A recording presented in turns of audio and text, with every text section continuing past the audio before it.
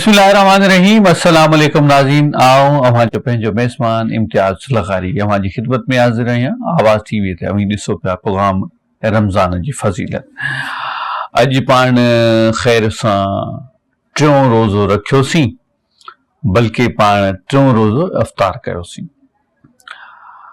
अॼु पाण इंशा अल्लाह चौथों रोज़ो रखंदासीं। उम्मीद थो करियां तव्हां सभिनी मुसलमान भाइरनि जो इबादतूं, रोज़ा, नमाज, तरावियूं सभु ॾाढे बहितरीन तरीक़े सां जारी व सारी हूंदियूं। अव्हां जूं बशमूल असांजे इहे कोशिशूं हूंदियूं त रमज़ान शरीफ़ जे महीने में जेतिरियूं रहमतूं ऐं बरकतूं मेड़े सघूं सभु मेड़ियूं। छाकाणि त रमज़ान शरीफ़ जो महीनो तमामु घणी अहमियत जो हामिल आहे। इन रमज़ान शरीफ़ जे महीने में कयल इबादतनि जो इनाम ख़ासम ख़ास रोज़े जो इनाम उजूरो अल्लाह पाक पाण ॾियण जो वाइदो फरमायो आहे। इन महीने में जेका इबादत जी लज़्ज़त आहे, जेको मज़ो आहे, जेको सुकून ऐं सुरूर आहे, क़ल्बी सुकून आहे, उहो कंहिं ॿिए महीने में पाण वठण खां क़ासिर रहंदा आहियूं। उन जा मुख़्तलिफ़ सबब थी सघनि था। जॾहिं पाण सुबुह जो सहरी में उथूं था त पोइ अव्हां खे ऐं असांखे इहो ज़हन में अचे थो त हूअं त कॾहिं बि पाण निंड फिटाईंदा कोन आहियूं, फिटाइण कोन चाहींदा आहियूं, पर ही अल्लाह पाक जो सिक भरियो सॾु आहे जेको हर मुसलमान खे इन रमज़ान शरीफ़ जे महीने में मुहैया थिए थो। उन सिक जे सॾ खे भरण जे लाइ पाण उथूं था, सहरी कयूं था ऐं आम रूटीन खां हटी करे पाण मानी खाऊं था, सहरी कयूं था। बहरहाल रमज़ान जे महीने जी फ़ज़ीलत बाबति जेतिरो ॻाल्हायूं ओतिरो घटि आहे। पर हिन महीने में हिकिड़ी ॻाल्हि, बल्कि आउं चवंदुसि त ॿ ॻाल्हियूं जेके अव्हांजे ऐं ज़हननि में, असांजे ज़हननि में तरनि थियूं, उभरनि थियूं, यादि थियूं अचनि, ज़हन में रहनि थियूं, उहे आहिनि सब्र ऐं शुक्र। सब्र कीअं करियूं था? सुबुह जो सहरीअ खां अफ़्तारीअ ताईं 12 खां 13 कलाक जो सफ़र हुजे थो। आम ॾींहंनि में, गर्मी सर्दी जे ॾींहंनि में पाण 3-4 कलाकनि खां वधीक पाणी मतिलबु उञारो रहण बर्दाश्त न थींदो आहे। पर हिन महीने में रोज़े जे दौरान 13 कलाक बि पाण बजाए कंहिं शइ खे खाइण ऐं पीअण जे रोज़े में गुज़ारियूं था, पंहिंजनि कमनि खे सरअंजाम ॾियूं था। बहरहाल आउं पंहिंजी ॻाल्हि खे डिघी करण जे बजाए जेके मुफ़्ती साहिबान असां सां गॾु मौजूदु आहिनि, आउं कोशिशि कंदुसि त उन्हनि खां पुछिजे त सब्र ऐं शुक्र आहे छा रमज़ान शरीफ़ जे महीने में। इन्हनि ॿिन्ही ॻाल्हियुनि जो अहसासु कीअं थिए थो इस्लाम में, ख़ासम ख़ासि रमज़ान जे महीने में। इन्हनि ॿिन्ही लफ़्ज़नि जो मफ़हूम छा आहे, अहमियत छा आहे। सो बहरहाल असां वटि ॾाढा ज़बरदस्त मुफ़्ती साहिबान मौजूदु आहिनि। दोस्त, सभ खां पहिरियों महिमान असां वटि मुफ़्ती मसूद अहमद कादरी साहिब मौजूदु आहिनि। ऐं उन्हनि खे प्रोग्राम में तहदील सां भलीकार करियां, साईं भलीकार करियां थो। इन खां पोइ नाज़रीन हिकिड़ो असांजो ॿियो बि दोस्त मौजूदु आहे। पाण ॾाढो सुठो ॻाल्हाईंदा आहिनि ऐं उन्हनि खां बि पाण मुख़्तलिफ़ सवालात ते बहस मुबाहिसो कंदासीं। बहस मुबाहिसो इन माना में त मुख़्तलिफ़ ॻाल्हियुनि खे, मुख़्तलिफ़ शयुनि खे, मफ़हूमनि खे पाण सम्झण जी कोशिशि कंदासीं।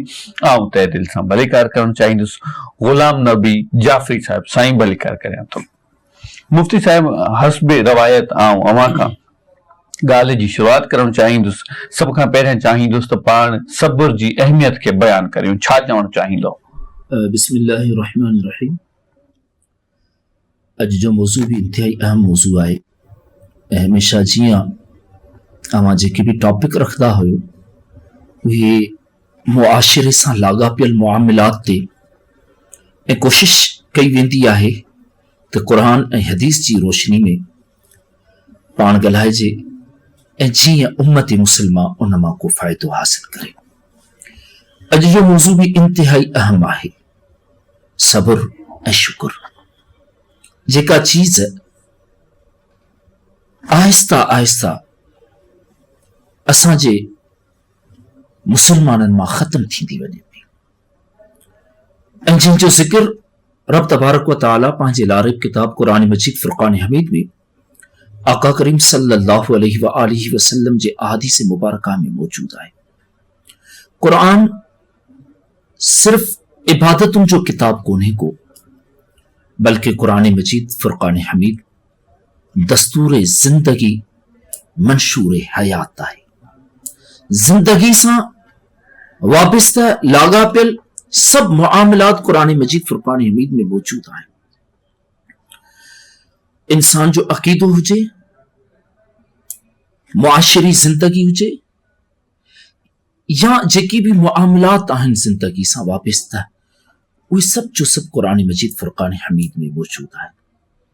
ऐं क़ुरान करीम फुरक़ान हमीद जी हिकिड़ी आयत, हिकिड़ो लफ़्ज़ बि जेकॾहिं ज़िंदगी जे मुतअल्लिक़ आयल आहे त उहो बि असांजे लाइ राह हिदायत आहे।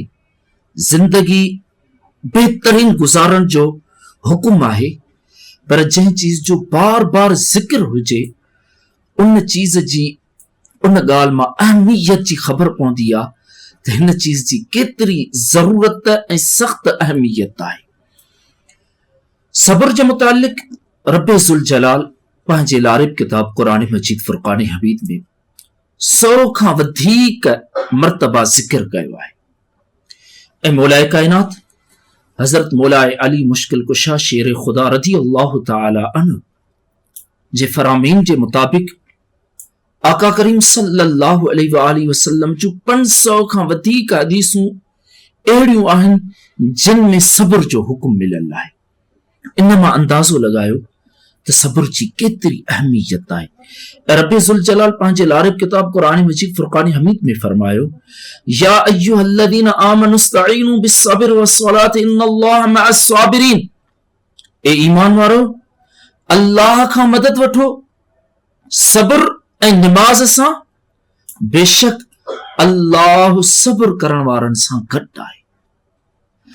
रब तबारक व तआला पंहिंजे लारिब किताब क़ुरान मजीद फुरक़ान हमीद में इंसाननि खे, मुसलमाननि खे, ईमान वारनि खे, मुमिननि खे मुखातिब थींदे फरमाए थो, ए ईमान वारो, जेकॾहिं अवां पंहिंजी ज़िंदगी मुश्किलातुनि खां आज़ाद करण चाहियो था, पंहिंजे ज़िंदगियुनि खे बेहतरीन बनाइण चाहियो था, तकालीफ खां निजात हासिल करण चाहियो था ऐं परेशानियुनि खां छुटकारो हासिल करण चाहियो था, त पोइ रब क़ुरान में फरमाए थो त पोइ तव्हांखे कहिड़े अंदाज़ सां ज़िंदगी गुज़ारणी आहे। ए ईमान वारो, रब खां मदद वठो सब्र ऐं निमाज़ सां।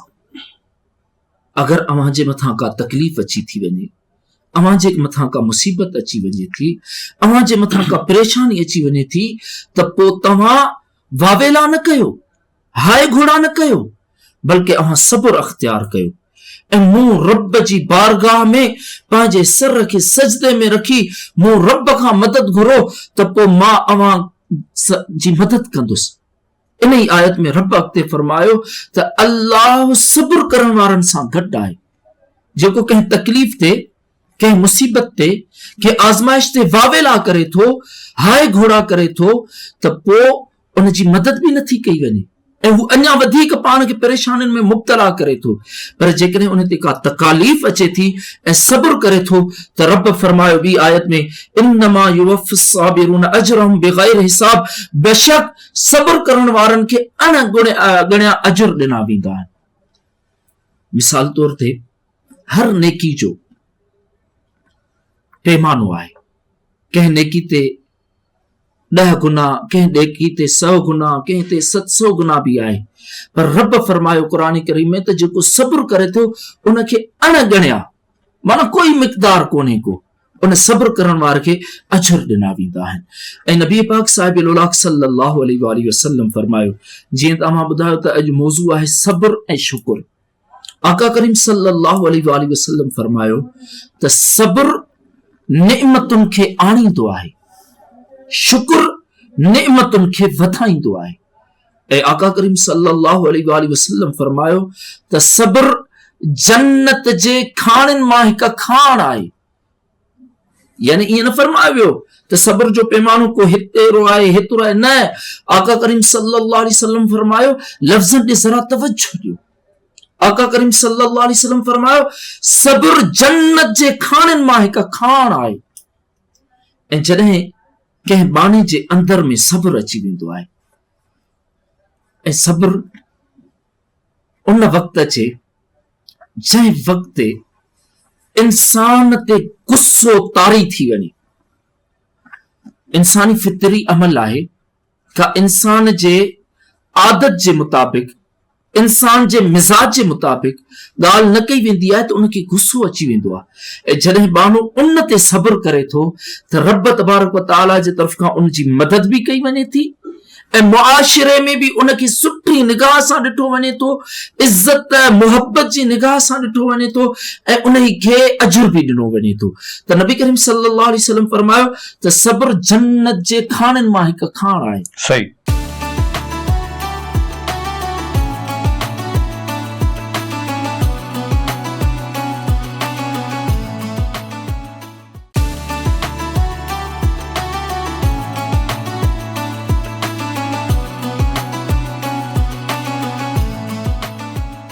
साईं गुलाम नबी साहिब, आउं चाहींदुसि त शुक्र बाबति अवां थोरो असांखे ॿुधायो। सब्र त हिकिड़ी अहिड़ी सिन्फ़ आहे, हिकिड़ो अहिड़ो अमल आहे जंहिं ज़रिए असां तमामु घणियूं नेकियूं बि कमाए सघूं था, घणियूं शयूं जेके असांजी ज़िंदगीअ में भलाईअ लाइ बि एड थी सघनि थियूं, पर शुक्रगुज़ारी बाबति तव्हांजो छा चवणो? औज़ु बिल्लाहि मिनश शैतानिर रजीम, बिस्मिल्लाहिर रहमानिर रहीम, नहमदुहु व नुसल्ली अला रसूलिहिल करीम व आलिहिल अतहारे अजमईन, सिय्यमा बक़ियतुल्लाहि अरवाहुनल फ़िदा, अल्लाहुम्मा सल्लि अला मुहम्मदिन व आलि मुहम्मद व अज्जिल फ़रजहुम। शुक्रगुज़ार आहियां तव्हांजो जो तव्हां वरी मौक़ो ॾिनो त असां पंहिंजे नाज़रीन ऐं सामईन खे ही पैगाम उन्हनि ताईं पहुचाए सघूं। हीउ जेको अॼु जो उनवान आहे, हिकु इंतिहाई ज़रूरतमंद उनवान आहे, जंहिंजी इंतिहाई मुआशिरे में ज़रूरत आहे।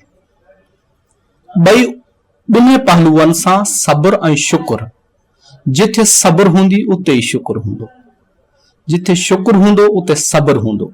ॿिन्ही जो मेलाप आहे, मिलाप आहे, इत्तिहाद आहे ॿिन्ही जो। साबिर ई शुक्रगुज़ार हूंदो आहे, जॾहिं सब्र हूंदुसि त शुक्र कंदो न।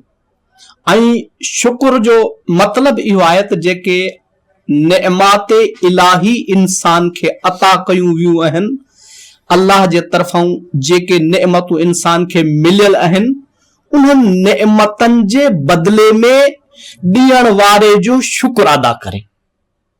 ऐं जॾहिं शुक्र अदा कंदो इहो इंसान, शुक्र जे मरहले में ईंदो त पोइ थींदो छा? इन शकरतुम लअज़ीदन्नकुम। अगरि शुक्र कंदो बंदो त अल्लाह उनखे उनजी नेमत में इज़ाफ़ो कंदो, उनजी नेमतनि में कसरत ईंदी, वाधारो ईंदो। छाजे करे? जेके नेमतूं ॾिनियूं वियूं आहिनि, उन्हनि नेमतनि जे बदिले में शुक्र करणु, इन्हनि जो सबब इहो आहे, इन खां बाद में थींदो इहो त अल्लाह उन जे नेमतनि खे वधाईंदो। ऐं असांजे मुआशिरे में, असांजे माहौल में कहिड़ियूं नेमतूं आहिनि जिते इंसान शुक्र करे सघे थो। ॾिसो, औलाद वॾे मां वॾी नेमत औलाद आहे। अल्लाह जे नेमतनि मंझूं वॾे मां वॾी नेमत औलाद आहे। हाणे असां इन औलाद जे बदिले में अल्लाह जो छा शुक्रियो अदा करे सघूं था? औलाद जी भली तरबियत करणु, भलो मुआशिरे खे भला फर्द ॾियणु, मुआशिरे खे भला इंसान ॾियणु, इहो शुक्र जो नेमत जो बदिलो आहे। जॾहिं तव्हां शुक्रगुज़ारी कंदो, ॿी नेमत अल्लाह जी कहिड़ी आहे? सिहत अल्लाह जी नेमत आहे। अल्लाह जे नेमतनि मंझूं हिकिड़ी नेमत सिहत आहे। सेहतमंद इंसान खे सेहत जो क़दुरु तॾहिं थींदो आहे जॾहिं जंहिं वटि सेहत हली वेंदी आहे। हिकिड़ो जेका नेमत आहे, जेका सलाहियत आहे, जेका तौफ़ीक़ अल्लाह जे तरफ़ां अता थियल आहे, जेका नेमत अता थियल आहे, उहा जॾहिं छिनजी वेंदी आहे इंसान खां, त पोइ अहसासु थींदो आहे त आउं कहिड़े मरहले में आहियां। लिहाज़ा नेमत ते शुक्रिया अदा करे अल्लाह जो। सिहत ते शुक्रिया अदा करे अल्लाह जो, ऐं सिहतमंद आहे त पोइ छा करे, मुआशिरे जे इस्लाह जे लाइ पंहिंजी जिदोजहद जारी रखे, कोशिश जारी रखे, ताकि मुआशिरे में जेको इलाही निज़ाम आहे, जेके अल्लाह जा अहकामात आहिनि, उहो सिहत जी सूरत में अदा करे, ताकि इहो मौक़ो अथसि, इहो मौक़ो अल्लाह ताला इनखे फराहम कयो आहे, ॾिनो अथसि मौक़ो, लिहाज़ा हिन नेमतनि मां, इन सिहत मां इस्तिफ़ादो करे। अहिड़े तरीक़े सां हिकु नेमत जेका मुआशिरे में, असांजे जामे में या मुआशिरे में मिलियल आहे, उहो दौलत। दौलत दौलत हिकिड़ी वॾी नेमत आहे, लेकिन दौलत उहा जेका जाइज़ दौलत हुजे, पंहिंजी मेहनत सां कमायल हुजे, पंहिंजी जिदोजहद सां कमायल हुजे, पंहिंजी मशक्क़त सां कमायल हुजे, ॿिए जे माल, ॿिए कंहिंजे माल ते कब्ज़ो न हुजे। नेमत उन सूरत में आहे जॾहिं तव्हां वटि जाइज़ दौलत हुजे, ऐं उन दौलत जो शुक्रियो छा आहे, अल्लाह जे राह में इसार करणु, फिदा करणु, उन पंहिंजे उन मालो दौलत में फुकरा ऐं मसाकीन खे शरीक करणु, इहो शुक्रियो आहे। इहो दौलत जो, इन नेमत जो शुक्रियो इहो आहे त तव्हां उनखे ईसार कयो, मुआशिरे में अचो, ग़रीब तबको जेको आहे, जेको मिस्कीन तबको आहे, जेको लाचार तबको आहे, जॾहिं उन ते तव्हां ख़र्च कंदव त इहो नेमत जो शुक्रियो आहे। ऐं नेमत ऐं सब्र ॿई गॾु था हलनि। तव्हां क़ुरान जी आयत, क़ुरान में तव्हां रुजू कंदव त तव्हांखे मुख़्तलिफ़ जॻहनि ते नज़र ईंदो नेमत, ऐं इन नेमतनि जो इज़हार बि आहे, इक़रार बि आहे, उन्हनि जो अदद बि बयान थियल आहे। मसलन सब्र जे मुतालिक बि आयात आहिनि असां वटि, वल अस्र इन्नल इंसान लफ़ी खुस्रिन इल्लल लज़ीना आमनू व अमिलुस सालिहात व तवासौ बिल हक़ व तवासौ बिस सब्र। अल्लाह ताला इंसान खे ॿुधाए थो, वल अस्र इन्नल इंसान लफ़ी खुस्रिन, इंसान खसारे में आहे, कुल्लन इंसान खसारे में आहे। यानी अल्लाह इंसान, असां खसारो ऐं नुक़सान छा खे था गणियूं, दौलत जे वञी हलियो वञे दौलत, तूं उनखे असां खसारो था चऊं, लेकिन अल्लाह खसारो कंहिंखे थो चए, वल अस्र इन्नल इंसान लफ़ी खुस्रिन, इंसान खसारे में आहे, इल्ला मगर उहे खसारे में न आहिनि, आमनू जिन्हनि ईमान आंदो, वतवासौ बिल हक़ वतवासौ बिस सब्र, ईमान सां गॾोगॾु हक़ जी हिदायत कयूं, हक़ जी पैरवी कयूं ऐं सब्र ते अमल कयूं। उन सूरत में सब्र ऐं शुक्र वारो इंसान कॾहिं बि नाकामी नथो ॾिसी सघे। यानी गोया कि अगर इनखे खुलासो कजे, इन कलाम जो अगर खुलासो कजे त नतीजो इहो निकिरंदो त इंसान जी कामयाबी ऐं नाकामी मौक़ूफ़ आहे सब्र ऐं शुक्र ते। वाह वाह, ॾाढो सुठो साईं गुलाम नबी साहिब, ॾाढो बहितरीन। साईं मुफ्ती साहिब, जेको बि अमल आहे इंसान जो, उहो किथे न किथे असांखे ज़हनी सुकून ॾिए थो। अव्हां छा चवणु चाहींदव त शुक्रगुज़ारी ऐं सब्र असांखे ज़हनी सुकून कीअं ॾिए थो, ऐं अमली तौर ते असां उन जो रिएक्शन छा था करियूं, असांखे महसूस छा थो थिए? तमामु अहम सवाल कयो पिया अॼु। हज़रत नबी पाक साहिब सल्लल्लाहु अलैहि वसल्लम फरमायो, मां पहिरीं हदीस पाक जा हवाला ॾेई करे ऐं बाद में जेको अव्हां जो सुवाल आहे उन ते अचूं पिया। नबी पाक साहिब सल्लल्लाहु अलैहि वसल्लम फरमायो त ईमान ॿ हिस्सा आहे, हिकु सब्र, ॿियो शुक्र। ऐं ॿी हदीस पाक में आका करीम सल्लल्लाहु अलैहि वसल्लम फरमायो त कामिल मोमिन उहो आहे जंहिंमें सब्र बि हुजे ऐं शुक्र बि हुजे। ऐं मौलाए कायनात हज़रत मौला अली मुश्किल कुशा शेर खुदा रज़ी अल्लाह तआला अन्हु फरमाइनि था त ईमान जो सब्र सां ताल्लुक ईअं आहे, सब्र जो ईमान सां ताल्लुक ईअं आहे जीअं जिस्म जो ताल्लुक मथे जो ताल्लुक जिस्म सां आहे। यानी मथो हूंदो त असांजो जिस्म बि सही सलामत हूंदो, पर जेकॾहिं असांजो मथो ई कुचलियल हूंदो, दिमाग़ी असांजो न हूंदो, त ही जिस्म बि कंहिं कम जो कोन्हे को। अहिड़े तरीक़े सां ईमान जे मुतालिक भी हज़रत मौला कायनात मौला अली मुश्किल कुशा शेर खुदा रज़ी अल्लाह तआला अन्हु फरमायो त सब्र जो ईमान सां ताल्लुक भी ईअं आहे, यानी जॾहिं अव्हां जे अंदर सब्र आहे त अव्हां जो ईमान भी मुकम्मल आहे। ऐं हज़रत अबू हुरैरा रज़ी अल्लाह तआला अन्हु रवायत कनि था त नबी पाक साहिब सल्लल्लाहु अलैहि वसल्लम जे ख़िदमत मुबारक में अर्ज़ कयो वियो त या रसूल अल्लाह सल्लल्लाहु अलैहि वसल्लम, छा को माण्हू बग़ैर कंहिं हिसाब किताब जे बि जन्नत में दाख़िल थी सघे थो? नबी पाक साहिब सल्लल्लाहु अलैहि वसल्लम फरमायो, हा। अर्ज़ कयो वियो त या रसूल अल्लाह सल्लल्लाहु अलैहि वसल्लम, उहो कहिड़ो खुश नसीब खुशबख्त इंसान आहे जेको बग़ैर हिसाब किताब जे जन्नत में दाख़िल थिए? नबी पाक साहिब सल्लल्लाहु अलैहि वसल्लम फरमायो त जंहिं बाने जे अंदर सब्र ऐं शुक्र आहे, जंहिं बाने जे अंदर सब्र ऐं शुक्र आहे, उहो साबिर ऐं शाकिर बानो रब करीम जे मेहरबानी सां बग़ैर हिसाब जे जन्नत में दाख़िल थी सघे थो। तो यानी जेको बानो पंहिंजो पाण में सब्र अख्तियार करे थो, जंहिं इंसान जे वजूद में सब्र आहे ऐं शुक्र आहे, उहो साबिर ऐं शाकिर बानो दुनिया जी ज़िंदगी भी खुशहाली वारी गुज़ारे थो, दुनिया जी ज़िंदगी भी बेहतरीन अंदाज़ सां गुज़ारे थो, ऐं आख़िरत में भी उन जे लाइ इनामन ऐं इकरामन जो ऐलान कयो वियो आहे। ऐं रब्बे ज़ुल जलाल पंहिंजे लारिब किताब क़ुरान मजीद फ़ुरक़ान हमीद में फरमायो, ल इन शकरतुम ल अज़ीदन्नकुम व ल इन कफरतुम, पंहिंजो जेको बानो शुक्र करे थो उन ई बाने खे वधायो वञे थो, ऐं जेको बानो नाशुक्री करे थो त रब तबारक व तआला फरमायो त इन अज़ाबी लशदीद, वो रब जो अज़ाब सख्त आहे। यानी जेको बानो शुक्रगुज़ार आहे उन जे रिज़्क खे भी वधायो वञे थो, शुक्रगुज़ार बाने जे इज्जतुन खे भी वधायो वञे थो, शुक्रगुज़ार बाने जे मालो दौलत खे भी वधायो वञे थो, शुक्रगुज़ार बाने जे दरजात खे भी बुलंद कयो वञे थो, ऐं उन खे रब जो कुर्ब भी हासिल थिए थो। ऐं जेको बानो नाशुक्र आहे त पोइ इन अज़ाबी लशदीद, ऐं नाशुक्र बाने जे लाइ रब जो अज़ाब सख्त आहे। मूंखे हिकिड़ी ॻाल्हि यादि अची वई त अल्लाह जी कामिल आरिफ अकमल बानी हुई, पंहिंजो हज़रत बीबी राबिया बसरी रज़ी अल्लाह ताला अन्हा, उन जो हिकु दफ़े कंहिं जगह तां गुज़र थिए पियो ऐं ॾिठई त कंहिं शख़्स जे निरड़ ते भींडी ॿधल आहे, जेको पाण फसुल थींदो आहे भींडी जो, उहो भींडी ॿधल आहे। ऐं उन माण्हूअ खां शख़्स खां पुछो त ही भींडी तो छो ॿधी आहे?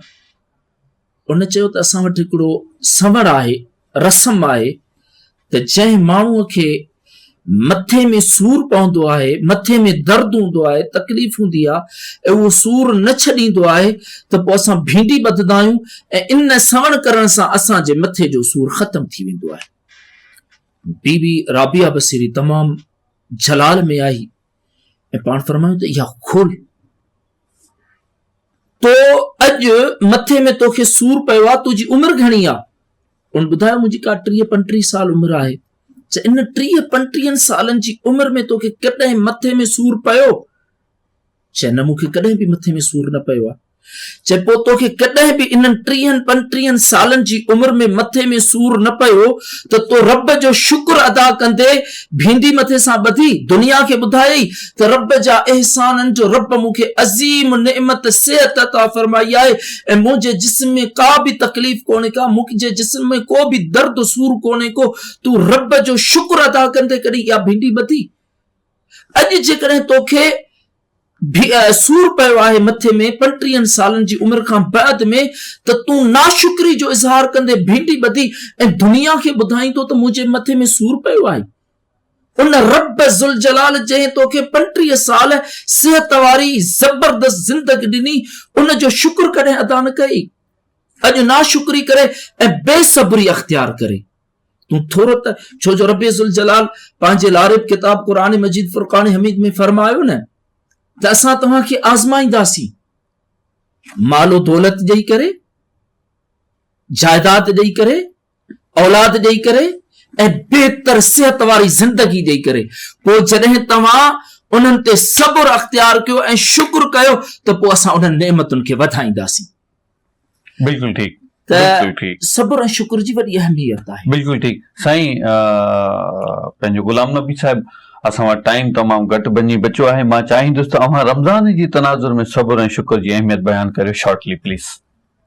सर, रमज़ान जे तनाज़ुर में जेको आहे सब्र ऐं शुक्र जेको आहे सो रमज़ान आहे ई सब्र करण वारनि लाइ। बिल्कुलु छाजे करे इन में ख़ुदि बुख ऐं प्यास ते इंसान सब्र करे त रमज़ान जो उन सब्र जो फ़लसफ़ो ज़ाहिर इन सूरत में थो थिए त तव्हां उहे नेमतूं जेके तव्हांजे लाइ आम ॾींहनि में जाइज़ आहिनि उन ते तव्हां मसलन तव्हांजे साम्हूं मुख़्तलिफ़ ताम पिया आहिनि, लेकिन रिज़ाइयत ख़ुदा जे ख़ातिर अगरि उन ते सब्र था कयो त इन खां वधीक सब्र जो को मरहलो शायदि न हुजे। वाह वाह वाह वाह, ॾाढो ज़बरदस्त ऐं ख़ूबसूरत जवाब आहे।